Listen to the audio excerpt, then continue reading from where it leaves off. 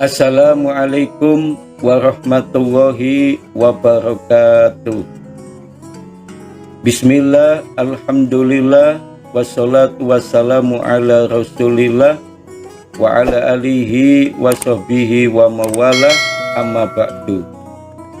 Para mahasiswa dimanapun Anda berada yang dimuliakan Allah subhanahu wa ta'ala, pada kesempatan yang mulia ini marilah kita selalu bersyukur kepada Allah subhanahu wa ta'ala, yang mana sampai hari ini kita masih diberikan Allah sehat walafiat, sehingga kita bisa bertemu dalam mata kuliah Sistem Hukum Indonesia Prodi Sosiologi Fakultas Ilmu Sosial dan Ilmu Politik UIN Sunan Ampel, Surabaya. Para mahasiswa dimanapun Anda berada, sholawat dan salam tetap kita sampaikan kepada junjungan kita Nabi besar Muhammad SAW. Semoga kita mendapatkan syafaatnya. Amin, Allahumma amin. Para mahasiswa dimanapun Anda berada, sebelum kita memulai perkuliahan hari ini, marilah kita berdoa terlebih dahulu. Semoga perkuliahan kita hari ini berjalan dengan baik dan lancar. Al-Fatihah. Amin, amin, amin, Allahumma amin. Anak-anakku sekalian, para mahasiswa, sahabat-sahabat mahasiswa, pada kesempatan ini, yakni pada pertemuan yang pertama mata kuliah Sistem Hukum Indonesia, saya jelaskan tentang rencana pembelajaran semester mata kuliah Sistem Hukum Indonesia.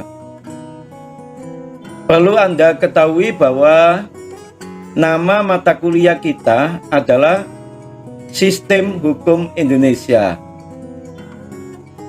SKS 2, kode mata kuliah SOS 11925, program studi sosiologi, dosen pengampu Dr. Haji Muhammad Shodiq MSI, dan kemampuan akhir mata kuliah adalah memiliki wawasan dan pemahaman yang baik tentang sistem hukum Indonesia yang terintegrasi dengan nilai-nilai keislaman serta mampu mengaplikasikannya dalam kehidupan bermasyarakat.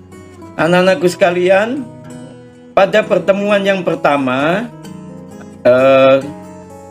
kita akan membicarakan tentang pendahuluan kontrak kuliah, kemudian kita jelaskan sedikit tentang definisi atau terminologi sistem hukum Indonesia. Pada pertemuan yang pertama ini, diharapkan Anda selaku mahasiswa bisa memahami kontrak kuliah, tujuan pembelajaran, dan konsep umum sistem hukum Indonesia. Perlu Anda ketahui bahwa setiap pertemuan nanti ada tugas, kemudian ada tugas 1, ada tugas 2, kemudian ada UTS dan ada UAS. Kemudian juga kalau waktunya memungkinkan nanti ada presentasi makalah. Dan nanti dibagi beberapa kelompok yang mana setiap kelompok mempunyai anggota-anggota. Para mahasiswa dimanapun Anda berada, yang kedua, pertemuan yang kedua adalah kita akan membicarakan tentang macam-macam sistem hukum dan norma-norma yang hidup di masyarakat. Dalam pertemuan yang kedua ini, kalian selaku mahasiswa diharapkan mampu memahami macam-macam sistem hukum dan mampu membedakan norma-norma yang hidup di masyarakat. Kemudian pada pertemuan yang ketiga, kita akan membahas tentang Pancasila sebagai pandangan hidup bangsa, kemudian Pancasila sebagai dasar negara, dan yang ketiga, kaidah Pancasila, peran dan fungsi sumber hukum. Pada pertemuan yang ketiga ini, diharapkan Anda selaku mahasiswa mampu memahami dasar-dasar pembentukan hukum dan mampu memahami sumber-sumber hukum di Indonesia. Anak-anakku sekalian, sahabat-sahabat mahasiswa, kemudian pada pertemuan yang keempat, kita akan membahas tentang undang-undang negara, kemudian urutan undang-undang, dan asas-asas undang-undang. Di mana pada pertemuan yang keempat ini, kalian selaku mahasiswa diharapkan mampu membedakan tata urutan perundang-undangan di Indonesia. Kemudian yang kelima, pertemuan yang kelima, kita membahas tentang tata hukum Indonesia dan pengertian tata hukum di Indonesia serta sejarah tata hukum Indonesia. Dengan pertemuan yang kelima ini, diharapkan Anda selaku mahasiswa itu mampu memahami tentang tata hukum Indonesia. Anak-anakku sekalian, adapun pertemuan yang keenam, kita akan membahas tema politik hukum Indonesia. Kemudian, dengan tema politik hukum Indonesia ini, diharapkan Anda selaku mahasiswa mampu memahami tentang tata hukum Indonesia. Selanjutnya, pertemuan yang ketujuh adalah kita akan membicarakan hukum adat, hukum publik, hukum private. Di mana pada pertemuan yang ketujuh ini diharapkan Anda selaku mahasiswa dapat memahami tentang hukum yang berlaku di Indonesia. Anak-anakku sekalian, kemudian pertemuan yang ke-8 adalah ujian tengah semester. Adapun pertemuan yang ke-9 adalah kita membahas tentang hukum yang berlaku di Indonesia, yaitu hukum Islam dan hukum Barat.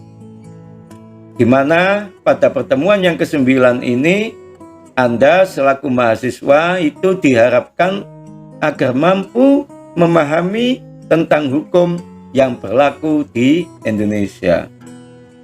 Kemudian pada pertemuan yang ke-10, kita akan membahas pengertian dan fungsi hukum perdata dan sejarah hukum perdata di Indonesia. Pada pertemuan yang ke-10 ini diharapkan Anda mampu memahami tentang hukum perdata di Indonesia. Selanjutnya, anak-anakku sekalian, pertemuan yang ke-11 kita akan membicarakan tentang hukum acara perdata dan sistematika hukum perdata. Sehingga dengan mata kuliah ini, materi ini, diharapkan Anda selaku mahasiswa mampu memahami tentang hukum perdata di Indonesia. Anak-anakku sekalian yang berbahagia, kemudian pertemuan yang ke-12 kita akan membahas tentang pengertian, hakikat, dan fungsi hukum pidana serta sejarah hukum pidana di Indonesia. Selanjutnya, pada pertemuan yang ke-13 kita akan membicarakan tentang hukum acara pidana dan sistem hukum pidana. Dengan pembahasan ini, diharapkan Anda selaku mahasiswa bisa memahami tentang hukum pidana di Indonesia. Anak-anakku sekalian yang berbahagia, adapun pertemuan yang ke-14 kita akan membicarakan tentang karakteristik lembaga-lembaga peradilan di Indonesia dan susunan kekuasaan peradilan di Indonesia.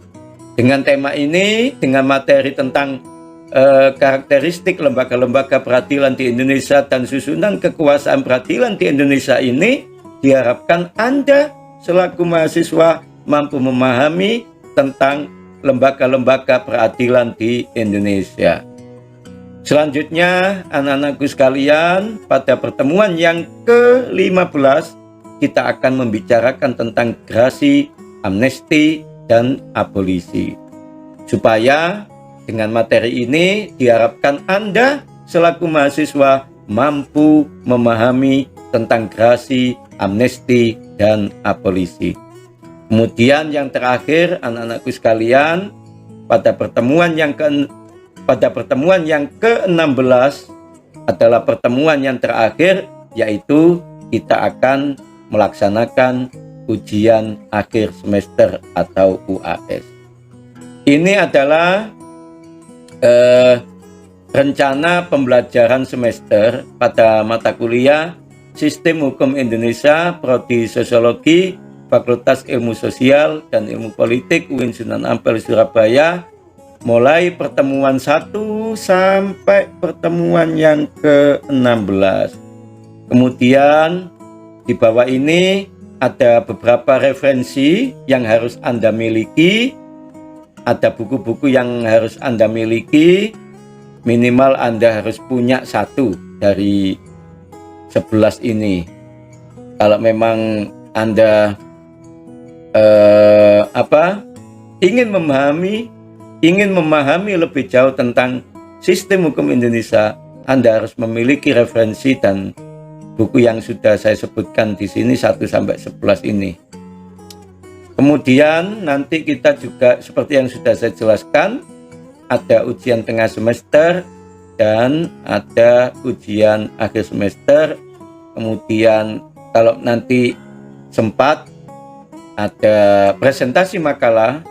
Di sini juga sudah saya sampaikan tentang bagaimana instrumen dan indikator penilaian makalah, kemudian bagaimana penilaian performance, penilaian partisipasi kelas, kemudian bagaimana penilaian UTS UAS.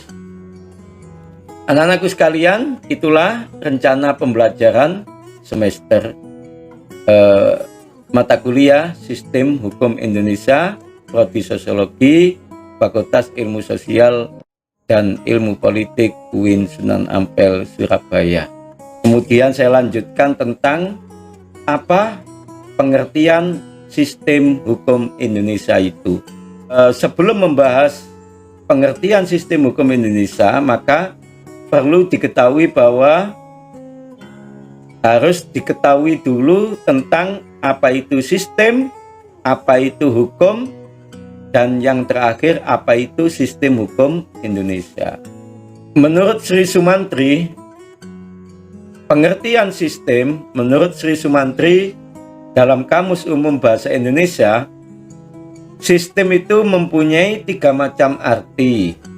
Dan yang paling sesuai dengan tema hukum ini, sistem yang pertama adalah, yang dimaksud sistem itu sekelompok bagian-bagian atau alat dan sebagainya yang bekerja bersama-sama untuk melakukan sesuatu maksud. Misalnya sistem urat saraf dalam tubuh, sistem pemerintahan, dan lain-lain. Kemudian Rusadi Kanta Prawira mengartikan sistem sebagai suatu kesatuan yang terbentuk dari beberapa unsur atau elemen. Unsur, komponen, atau bagian yang banyak ini satu sama lain berada dalam keterikatan yang kait-mengkait dan fungsional. Masing-masing kohesif satu sama lain sehingga ketotalitasan unit terjaga utuh eksistensinya. Anak-anakku sekalian, selanjutnya Van de Poel dalam Winardi itu mengatakan bahwa sistem itu sebagai sekumpulan elemen di antara mana terdapat adanya hubungan-hubungan. Kerap kali dalam literatur dapat diketemukan kata-kata tambahan. Elemen-elemen mana ditujukan ke arah pencapaian sasaran-sasaran umum tertentu. Oke, lanjut. Kemudian sistem menurut West Thurman yang juga disitasi oleh Basan Mustafa, yang dimaksud sistem adalah seperangkat komponen yang bekerja sama untuk mencapai suatu tujuan umum. Dengan demikian bisa disimpulkan yang dimaksud sistem adalah seperangkat komponen atau unsur yang menyusun sesuatu sehingga menjadi berfungsi atau tercapai tujuan dari sesuatu tersebut. Bila mana sesuatu itu adalah hukum, maka sistem di sini meliputi seperangkat komponen atau unsur yang meliputi hukum tersebut. Anak-anakku sekalian, kemudian selanjutnya adalah apa itu hukum? Apa itu pengertian hukum?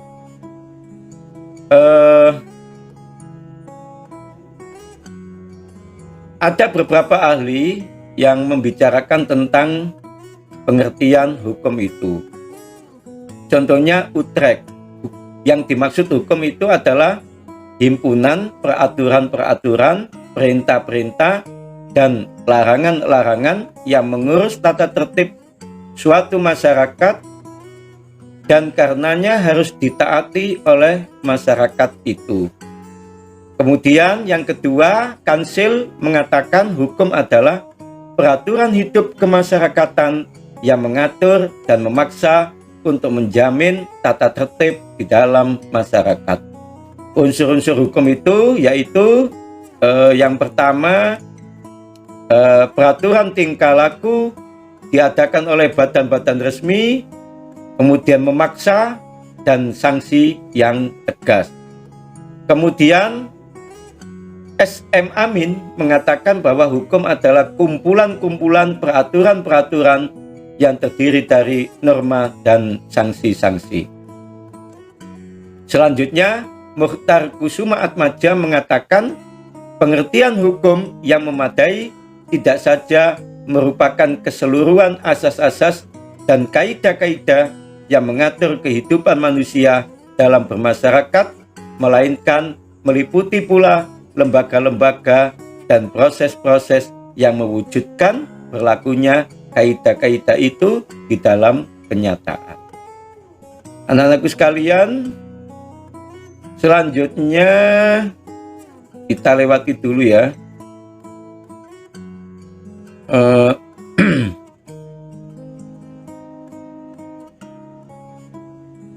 Selanjutnya setelah kita mengetahui apa itu sistem dan apa itu hukum, kemudian apa sih yang dimaksud sistem hukum Indonesia itu, gitu ya.